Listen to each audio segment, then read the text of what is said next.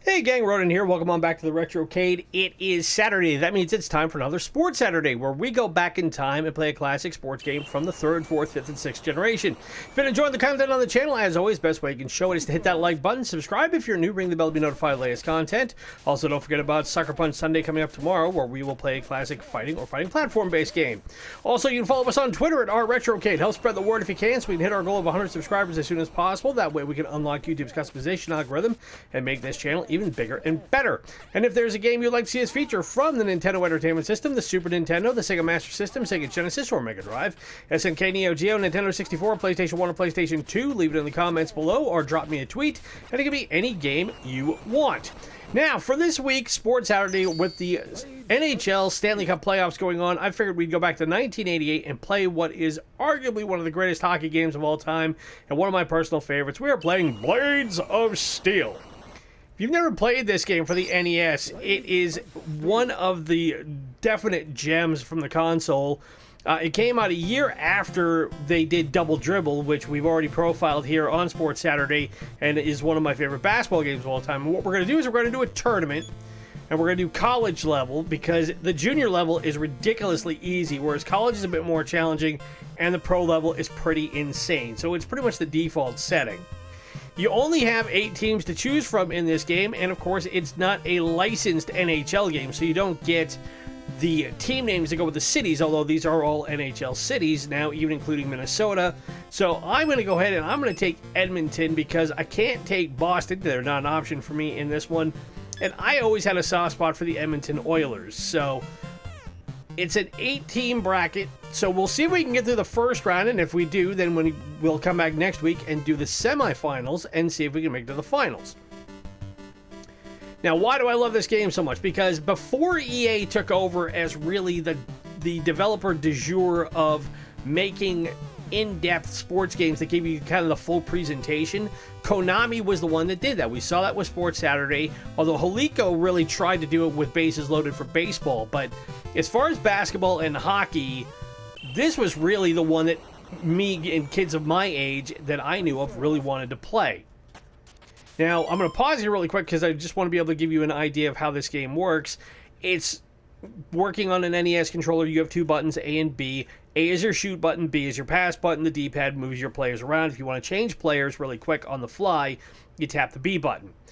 You have 20-minute periods, and there are 3 periods in hockey as opposed to 4, but don't let that think this is going to take forever. The clock goes really, really fast. You can play a game on average in about, I'd say, 20 to 30 minutes on a given day. So other than that, it's pretty wide open. You don't have to worry about penalties, and you will see one of the best aspects of this game in that you are allowed to have fights in this game, which, if you don't know anything about hockey, fighting has been a part of the game since its inception, really. They've been trying to winnow it out, but in this being a late 80s game, that wasn't anything they cared about. You don't get player names, you don't get player numbers. It's just 5-on-5 hockey the way it's always been played. So we're just going to let it rip and see what happens over the next few minutes. Now, the reason why we didn't have a Sports Saturday last week, and I felt bad about it, is that I had pretty much a catastrophic meltdown technically on my system. Ooh, is that one ricochets wide and almost put that one off the post. Oh, and I thought I had a fight going there. That's how you get a fight instigated, is that you have 2 guys go at it and then try the one-timer. Oh, kicks off the pad into the net. We're up 1-0. But anyway, I was going to do a season of NCAA football for the PS2, but my PS2 emulator just would not run at a decent enough rate with my NCAA football game to make it work. I tried everything I could to get it to work the way I wanted, just was not happening. And then I got a little bit of good news. Whoa, that almost went in. Earlier this week, in that I am now officially employed again, which I'm very happy about because it's nice getting a paycheck. But then, to celebrate, my computer decided it was going to go completely... Oh, are we going to get a fight? We do get a fight. Now, here's the fight. So you have your B button is your punch. Ooh. And I lost the fight. That power button up at the top shows you how much life you have. And when you lose the fight, you are now in a shorthanded situation. Oh, and I was rearing up to fire that one off. Whoa, I gotta get that back. I almost tried to shoot it from the blue line, which was not a good idea. But anyway, oof. Yeah, my computer decided yesterday that it was going to completely keel over on me. It got to the point where I could not watch any video at all without getting a really stupid blue screen of death error. Let's see if I can win this fight.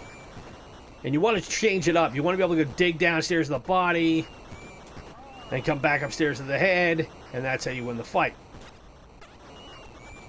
Oh, I gotta get the... Oh, I couldn't get the puck. Now, regardless of what you do, you cannot do anything to hurt the goalie. You can't fight the goalie. You can't attack the goalie. The goalie will always win if you charge at him.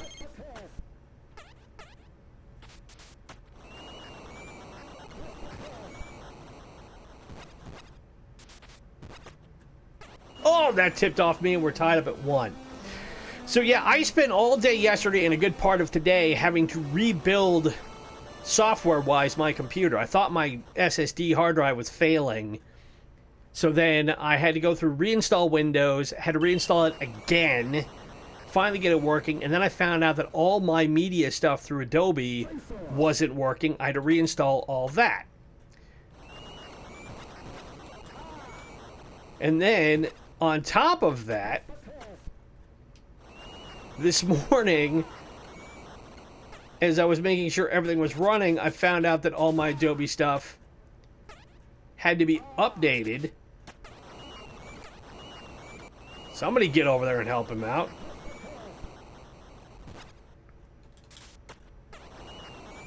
Rang it off the pipe, and that's the end of the first period. So after 1, we're all square at 1-1. Now, this will take a minute, and we'll recycle to go into the second period. We don't have a long intermission in this game. But yeah, I was hoping to get an episode of this recorded earlier today, but it finally took until about an hour ago to get everything running to the point where I don't have to worry about it all crashing, and I can actually do editing and get the video put together. Now, you have manual control over the goalie in this game, and you've got to get used to it, because he doesn't move all that well.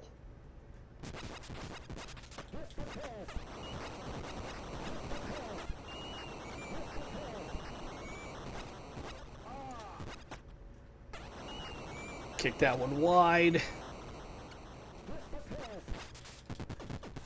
And we got another fight. So let's see if I can win this one. Dig it down D, underneath. Got him. Now we got a breakaway. And we score the power play goal. It's 2-1.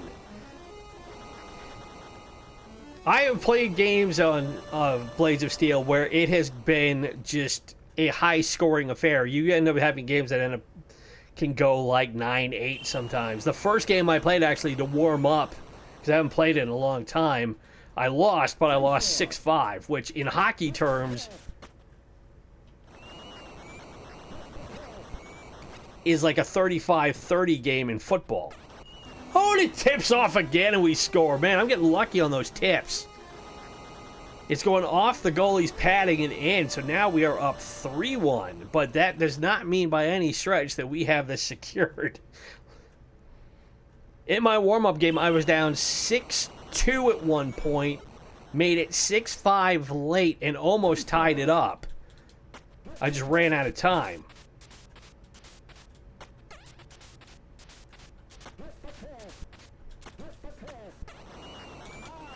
Now, if you are wondering what that voice is with that... Oh, he scored from the red line. See, like I said, it could change just that fast. The announcer's going, with the pass. And unfortunately, you can't turn that off. This is a 35-year-old game. You didn't have the options you have in most games now where you can turn all that stuff off. You just got to live with it.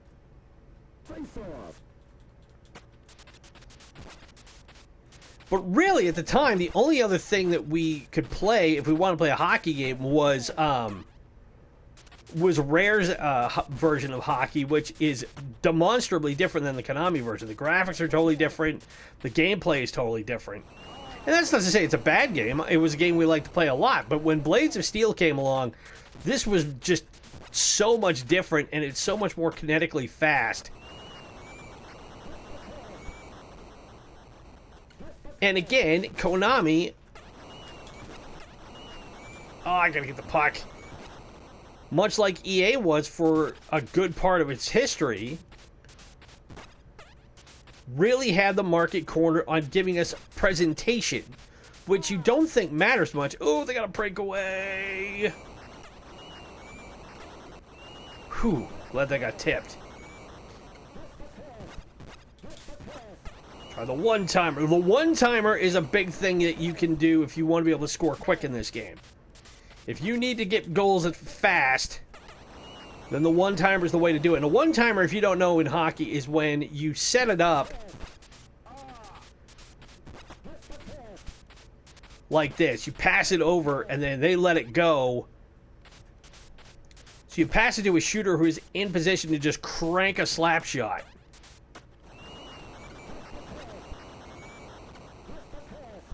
See if I can set one up here. Yes, we get the goal. It's 4-2.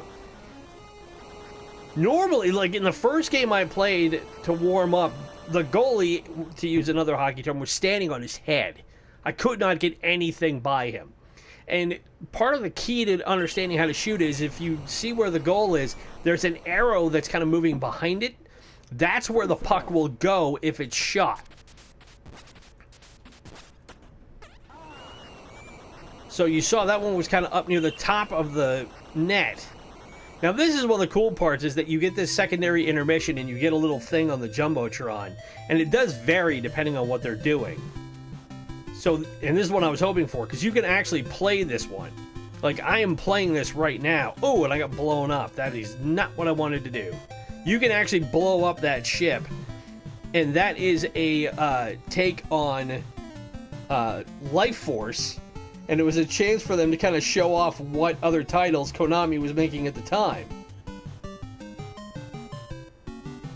Which, back then, product placement and things like that weren't really thought of in most NES games, but it just, again, spoke of Konami thinking out of the box a little bit more and finding ways to get people interested in their titles. So it's third period, and we're up 4-2. Almost up 4-3 as that goal almost went in. No! Nobody came back over to receive the pass. That was stupid. I can understand why the goalie would be ticked off on that one. So now it's 4-3. And we got a lot of hockey to play in this third period.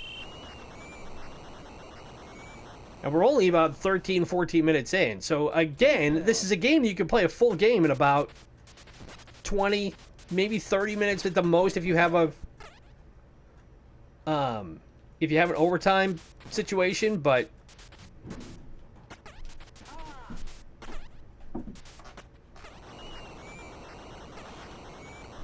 come on, somebody get over there. There we go. Oh, rang it off the pipe.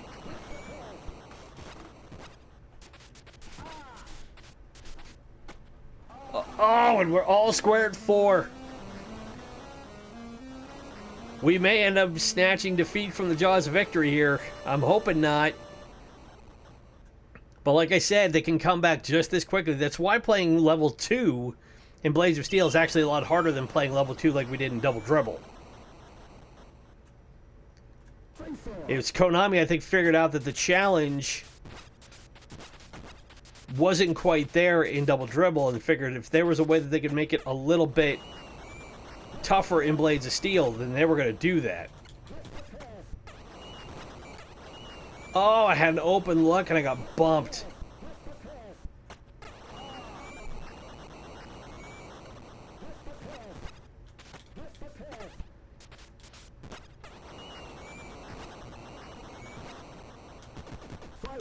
Okay, I gotta win this fight.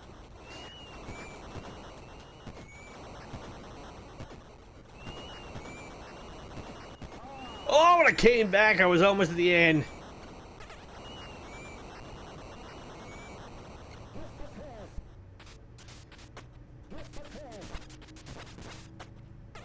No, he tips it in on the short-handed goal. We're down 5-4. So they've come back and scored, what, 3 goals in this period now? Yeah. So now we got 9.5 minutes to tie it back up.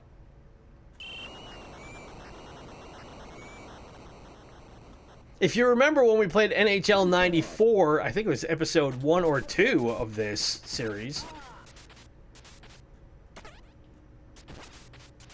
With my Boston Bruins, we were up against the Hartford Whalers and had a chance to win it, and we didn't. We lost in overtime.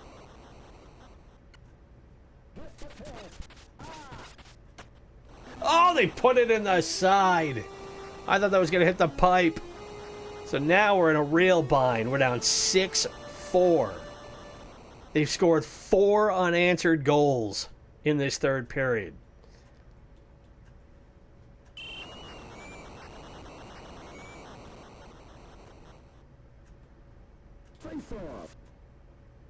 Now we kind of got to hope for a miracle here.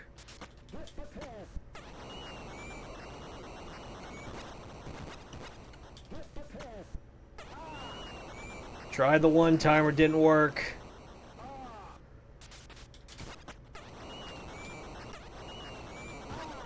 And now the goalie's standing on his head.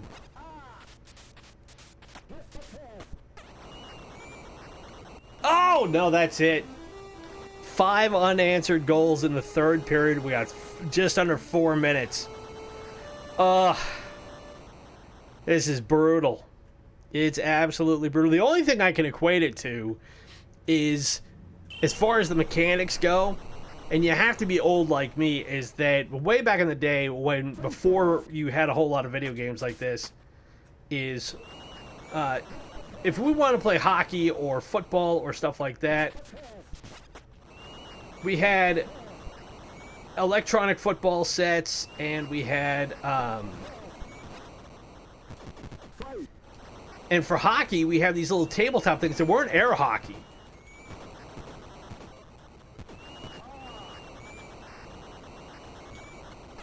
Oh, are you kidding?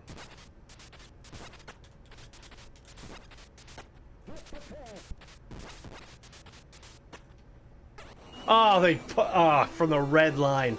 That's insult to injury. But in order to play hockey, we had these tabletop games with the players were on slides. It's kind of like a foosball table, is what I was trying to think of.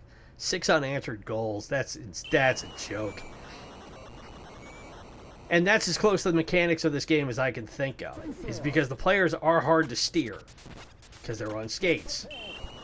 And that is it. Minnesota roars back with 6 unanswered goals in the third and beats us 8-4. So we don't advance in the tournament, and now we get this little post-game thing where we head back to the locker room and they stay out on the ice and celebrate. So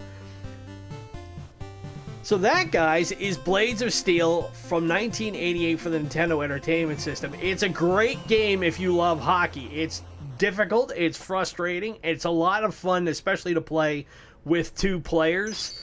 You can play this thing for hours. It's a game, again, like I said, you can play it in 25-30 minutes a shot, and you just have a ball with it. So if you've enjoyed that, as always, best way you can show it, hit that like button, subscribe to the channel if you are new, ring the bell to be notified of the latest content. Also, don't forget about Sucker Punch Sunday coming up tomorrow, where we will play a fighting or fighting platform-based game from the 3rd, 4th, 5th, and 6th generation.